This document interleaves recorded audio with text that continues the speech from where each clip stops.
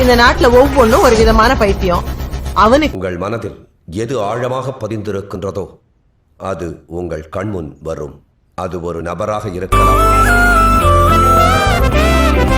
எந்த மனம் பார்க்க சொல்வதெல்லாம் கேட்க கிடைத்த ஒரு உயிர் துணை நீயே.